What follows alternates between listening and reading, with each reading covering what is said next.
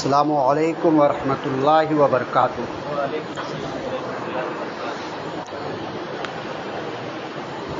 نحمدہ ونصلی علی رسولہ الکریم، اما بعد، فاعوذ باللہ من الشیطان الرجیم، بسم اللہ الرحمن الرحیم۔ وَتَفَقَّدَ الطَّيْرَ فَقَالَ مَا لِيَ لَا أَرَى الْهُدْهُدَ أَمْ كَانَ مِنَ الْغَائِبِينَ۔ صدق اللہ العلی العظیم وصدق رسولہ النبی الکریم الامین الامین، ونحن علی ذلک لمن الشاہدین والشاکرین، والحمد للہ رب العالمین۔ معزز و محترم سامعین، خطبہ مسنونہ کے بعد قرآن مجید فرقان حمید سے میں نے ایک آیت مبارکہ کی تلاوت کرنے کا شرف حاصل کیا۔ آئیے اس آیت کے کچھ گفتہ شنید کرنے سے پہلے ہم سب مل کر آقا انعامدار احمد مختار مدینہ تاجدار محمد الرسول اللہ صلی اللہ تعالی علیہ وسلم کے بارگاہ بکش پناہ میں درود پاک پڑھ لے۔ اللہم صلی علی سیدنا و مولانا محمد وعلی آل سیدنا و مولانا محمد وبارک وسلم۔ صلو علیہ صلاۃ و سلام علیک یا رسول اللہ صلی اللہ تعالی علیہ وسلم۔ اللہ رب العزت کا لاکھ لاکھ شکر ہے کہ اللہ تبارک و تعالی ہم سب کو پھر اس جمعہ کی نماز کے لیے اس مسجد میں اکٹھا فرمایا۔ تمام تعریف و توصیف و ثنا رب کائنات کے لیے، اور درود و سلام ہمارے آقا نبی تاجدار محمد رسول اللہ صلی اللہ علیہ وسلم پر۔ آپ سامعین حضرت سلیمان علیہ السلام کا واقعہ سماعت فرما رہے ہیں۔ اللہ تبارک و تعالی نے حضرت سلیمان علیہ السلام کو ایسی حکومت عطا فرمائی جن کی حکومت چرند پرند، انسان، جن، ہوا اور دریاؤں میں وسیع و عریض حکومت تھی۔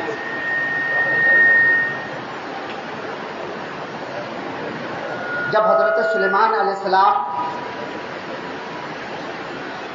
کرسی پر بیٹھتے اپنے مسند پہ اور ہر ایک کی فریاد سنتے، ایک دن حضرت سلیمان علیہ السلام اپنی محفل لگائے اور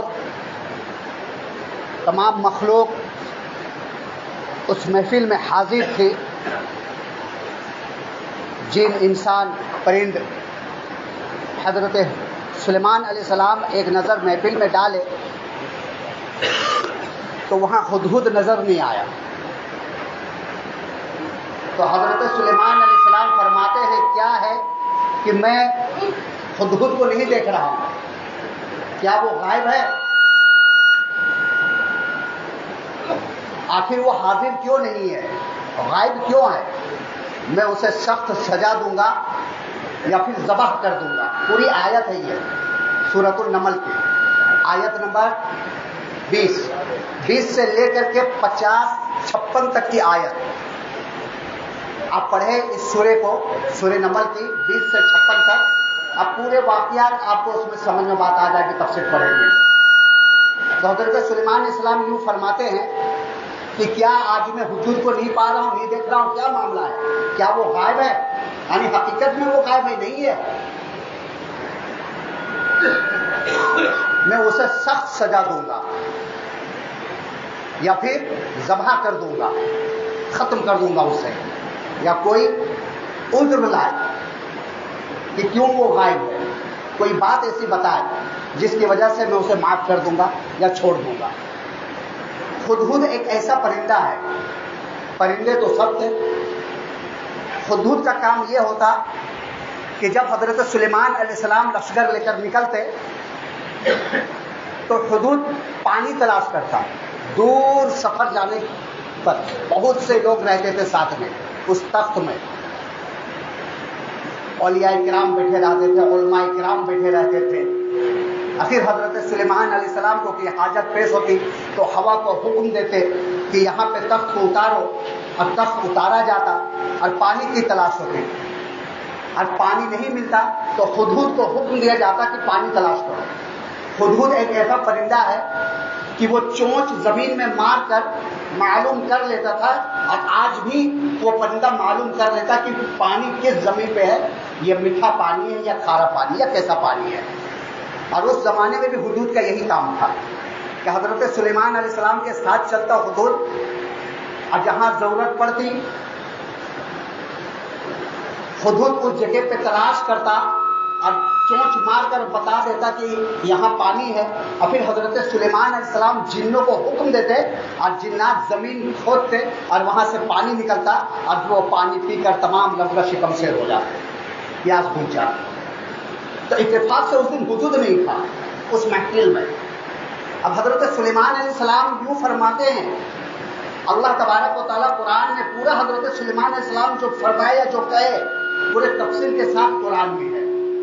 اللہ تبارک و تعالیٰ حضرت سلیمان علیہ السلام کا ذکر قرآن میں فرماتے ہوئے فرمایا کہ جب محفل میں اپنی نظر دوڑائی حضرت سلیمان علیہ السلام, ہمارے جیسا تو 1 2 10 12 نہیں ہونے, وہاں جنات بھی, وہاں انسان بھی, وہاں پرند بھی, چرند بھی. ہدہد پرندہ اتنا چھوٹا, آپ شاید دیکھو گے ہدہد کو, یا آج کل تو بہت آسان ہے ہر چیز کو تلاش کرنا. گوگل میں جائیے, ریسرچ ماریے, ہدہد لکھیے, انشاءاللہ وہ پرندہ وہ سامنے آ جائے گا. بہت آسان ہو گیا, جس چیز کو تلاش کرنا ہے آرام سے آج ہم تلاش کر سکتے ہیں. تو اتنی بڑی محفل میں ہدہد نظر نہیں آیا.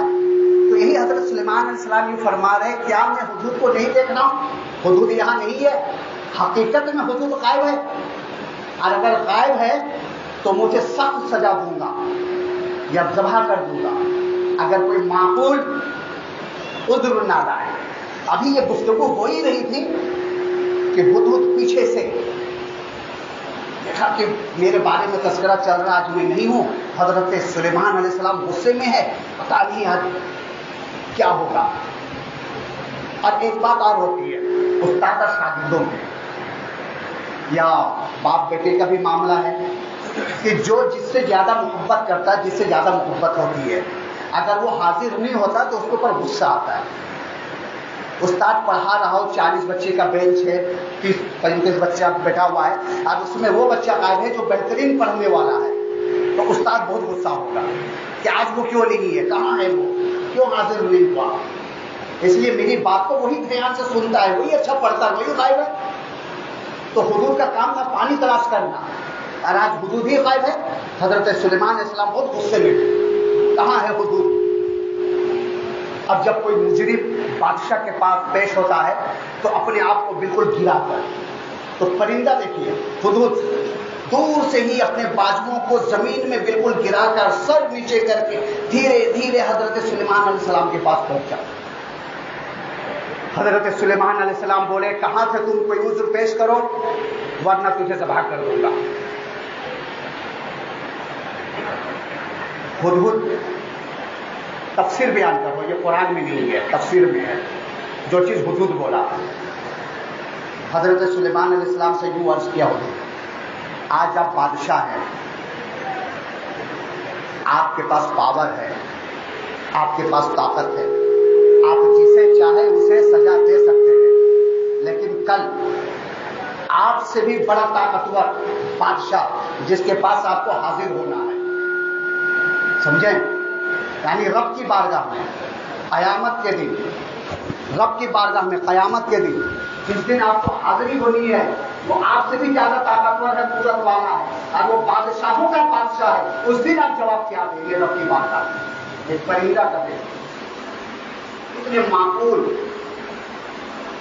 اور کتنی منطقی حساب سے حضرت سلیمان علیہ السلام کو شانت نارمل وہ پرندے نے کیا بول کر کہ غصے میں ہے, اگر میں کچھ بولوں تو ایسا نہیں کہ مجھے ذبح کر دے رہا کبھی ہے, جو لیڈر ہوتا ہے بادشاہ کو چیلنج بھی ہوتا ہے مجرم کو سزا دینا، لیکن حضور نے بڑا فلسفی طریقے سے، منطقی طریقے سے حضرت سلیمان علیہ السلام کے بالکل شامل کہ آپ کو بھی ایک دن پیش ہونا ہے رب کی بارگاہ میں. اس دن سوچیے جس دن رب نے آپ سے سلام کر دیا، اب حضرت سلیمان علیہ السلام نارمل ہو گئے، اب مسکرائے. جب آدمی نارمل ہوتا ہے غصہ ٹھنڈا ہو جاتا ہے تو مسکرانا لازم ہے. جب حضور نے دیکھا کہ حضرت سلیمان علیہ السلام کا مزاج خوشگوار ہو گیا ہے، مسکرا دیا ہے، تب اب حضور یوں عرض کرتا ہے میں ملک سبا گیا تھا. سبا ایک علاقے کا نام ہے، یمن جو آج بہت بڑا کنٹری ہے یمن، اسی علاقے میں ایک سبا شہر تھا. تو وہ پورا قرآن میں اب تفسیر، اب قرآن کی بات بتا رہا ہوں. یہ تو حدود بولا تھا کہ آپ کو بھی رب کی بارگاہ میں پیش ہونا ہے، یہ قرآن میں نہیں ہے، یہ اس کی تفسیر ہے.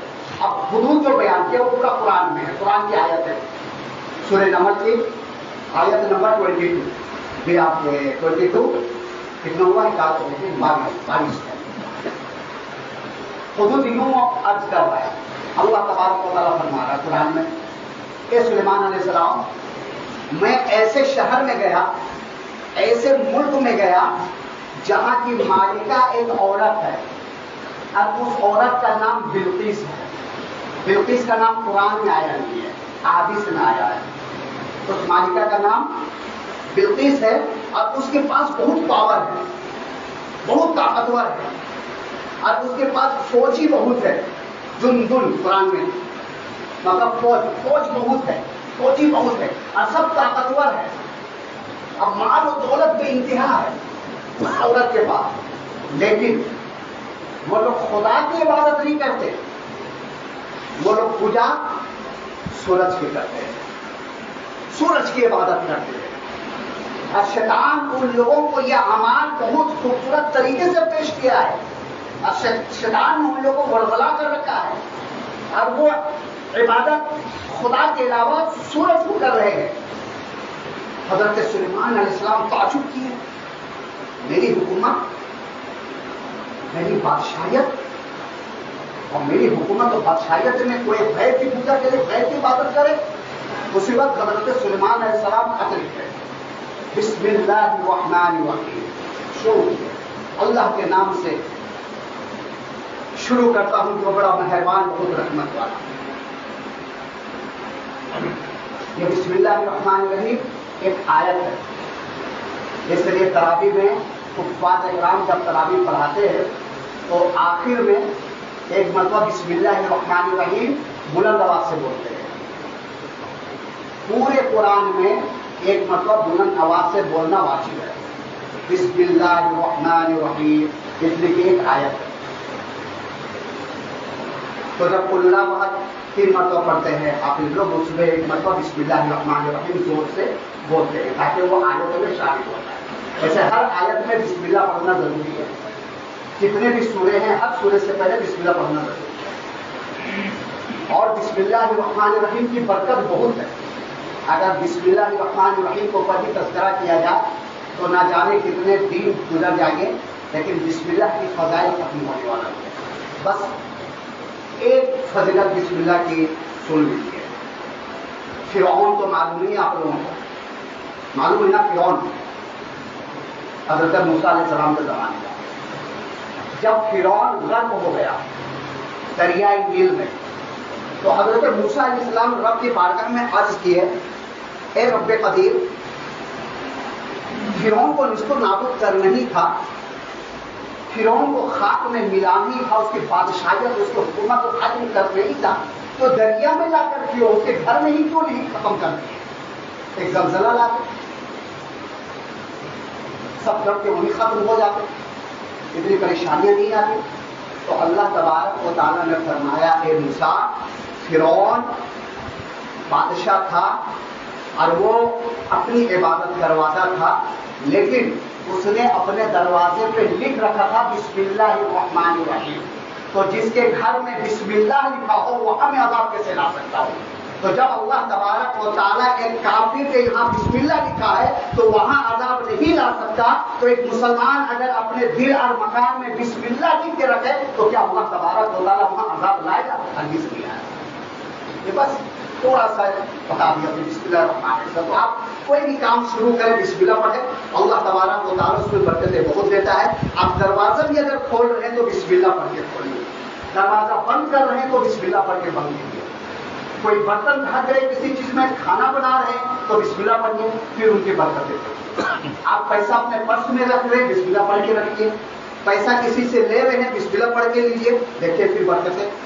یعنی زبان میں یہ لاگو کر لیجیے کہ کچھ بھی کام کرنا ہے، کچھ کا مطلب حرام کام نہیں کہ مولانا نے بول دیا تو سود پیاز کا پیسہ لے رہے ہیں تو بسم اللہ پڑھ کے لیں، جوا کھیل رہے تو بسم اللہ پڑھ کے، شراب پی رہے تو بسم اللہ پڑھ کے، نہیں، حرام کام کے لیے نہیں، جائز کام کے لیے تو حلال کام ہو اس میں بسم اللہ پڑھے، پھر دیکھیے اللہ تبارک و تعالیٰ کتنا اس میں نیکیاں اور برکتیں عطا فرمائے گا۔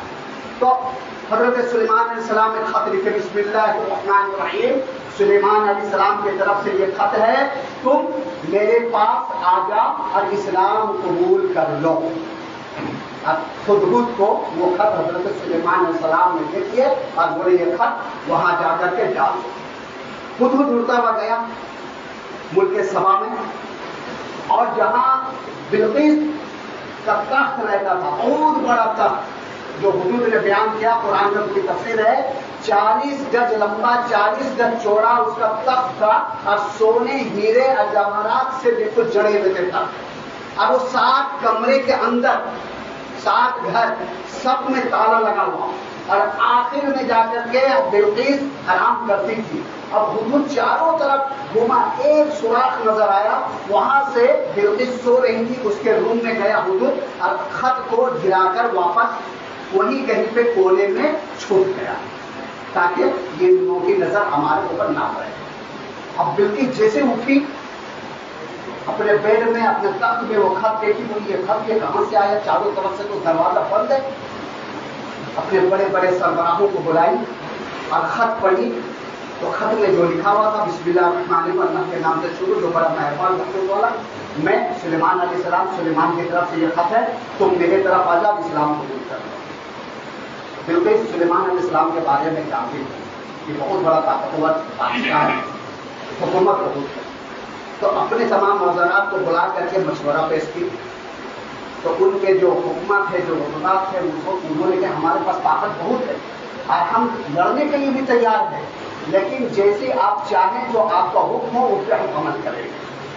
اور بلقیس کہتی ہے، پورا قرآن میں ہے، بلقیس کہتی ہے کہ یہ لڑائی جھگڑا اچھی بات نہیں ہے، آئیں گے سب بے گھر ہو جائیں گے، بے عزتی ہوگی، لوٹ مار ہوگا، خون خرابہ ہوگا، اور خون خرابہ صحیح نہیں ہے۔ اگر وہ بادشاہ ہے تو اس کے لیے تحفے بھیجے جائیں کہ وہ ٹیکس لے کر کے خاموش ہو جائیں گے، تحفے دے کر کے چپ بیٹھ جائیں گے، اور اللہ کے نبی ہے یا انہیں دولت کی چاہت نہیں ہے تو وہ اس کے بدلے میں کچھ ضرور جواب دیں گے۔ بلقیس بہت طوائف اچھے اچھے بالکل گفٹ لے کر کے چند لوگوں کے ساتھ سلیمان علیہ السلام کی طرف روانہ کر دی۔ ادھر ہدہد آ کر کے بتایا کہ ایسے ایسے ہے، اور بلقیس کچھ گفٹ کچھ تحفے دے کر کے اور وہ آپ کے طرف 1 مہینے کا سفر تھا اس زمانے کا آ رہے ہیں۔ حضرت سلیمان علیہ السلام تمام راستے میں جنوں کے ذریعے سے بہترین محلات بنا دیے، ہیرے موتی جڑ دیے تاکہ وہ آئے اور ان تمام دیکھ کر کے چیزوں کو دیکھ کر کے پتہ چل جائے کہ میری حکومت کیسی ہے۔ اب تو بلقیس کی طرف سے لوگ آ رہے تھے، 1 مہینے کے اندر آئے اور جب دیکھے تو پریشان۔ اچھا، بلقیس نے ایک کام کی تھی کہ جو عورتیں تھیں اسے مردانہ لباس پہنا دی، اور جو مرد تھے اسے عورتوں کی لباس پہنا کر کے بولے تم لوگ جانا اور سلیمان علیہ السلام سے یہ کہنا کہ اس میں کون عورت ہے کون مرد ہے پہچانو۔ اچھا، وہ لوگ حاضر ہوئے حضرت سلیمان علیہ السلام کے دربار میں، اور جب اپنے تحفے پیش کیے تو حضرت سلیمان علیہ السلام یوں فرماتے ہیں اس سے زیادہ اس سے بہتر اللہ تبارک و تعالیٰ نے نوازا، ہمیں اس کی ضرورت نہیں ہے۔ بلقیس کو بولو یہاں آئے، اسلام قبول کرے، اسی میں خیر ہے ورنہ بھی خیریت نہیں ہے۔ اب وہ لوگ بولے کہ بلقیس نے یہ عرض کی ہے کہ ان میں سے عورت کون ہے مرد کون ہے. تو حضرت سلیمان علیہ السلام فرمائے تم لوگ جا کر ہاتھ دھو, تم لوگ جا کر ہاتھ دھو. اب جو عورتوں کے لباس میں تھے وہ اصل میں مرد ہے, جو مردوں کے لباس میں تھے وہ عورتیں تھیں. تو جو مرد کے لباس میں تھے وہ دونوں ہاتھ یوں کر کے دھونے لگے. تو حضرت سلیمان علیہ السلام فرمائے کہ یہ عورت ہے. اور جو ایک ہاتھ یوں دھوئے حضرت سلیمان علیہ السلام بولے کہ یہ مرد ہے. سب تعجب کیے کہ ہاتھ دھونے سے پہچان لیے. تو بولے ہاں, عورتوں کی عادت ہے کہ جب وہ ہاتھ دھوتے ہیں تو دونوں ہاتھوں کو دھوتے ہیں, اب مردوں کی عادت ہے جب وہ ہاتھ دھوتے تو یہ ہاتھ. یہ حضرت سلیمان علیہ السلام کا فلسفہ ہے. اور اللہ تبارک و تعالیٰ نے حضرت سلیمان علیہ السلام کو علم و حکمت حکومت سب کچھ عطا فرمائی. انشاءاللہ تبارک و تعالیٰ آئندہ جمعہ سے یہاں بتائیں گے کہ آگے واقعات کیا ہوئی. پورے قرآن کی تفسیر اتنی آیت ہے. اللہ تبارک و تعالیٰ ہم سب کو حضرت سلیمان علیہ السلام کے بتائے ہوئی باتوں پر چلنے اور اس کا عمل کرنے کی توفیق و رفیق عطا فرمائے. ایک اعلان ہے سماعت فرما رہے, کچھ بچے آئے ہوئے ہیں بنگال کے ہیں دیناج کے, جہاں پہ مدرسہ نہیں ہے. وہ بمبو کے تھوڑے کچھ مدرسے ہیں جہاں پہ دنیات وغیرہ پڑھائی جاتی ہے, تو وہاں مدرسہ تعمیر کرنا ہے اور فضیلت تک کی پڑھائی انشاءاللہ اس مدرسے میں ہوگی. تو وہ آئے ہوئے ہیں, آپ ان کی مدد کریں. وہاں جتنے بچے پڑھیں گے اور وہ عالم حافظ بنیں گے, جب تک وہ پڑھتے رہیں گے آپ کو ثواب ملتا رہے گا. یہ صدقہ جاریہ ہے, آپ اس پہ زیادہ سے زیادہ مدد کریں. اللہ تبارک و تعالی ہم سب کو مسجد اور مدرسے میں مدد کرنے کی توفیق و رفیق عطا فرمائے. استغفر اللہ ربی من ذنبی واتوب الیہ وما علینا الا البلاغ. آپ سبھی لوگ کھڑے ہو جائیں, کھڑے ہو کے سفید دروش کر لیں سبھی لوگ.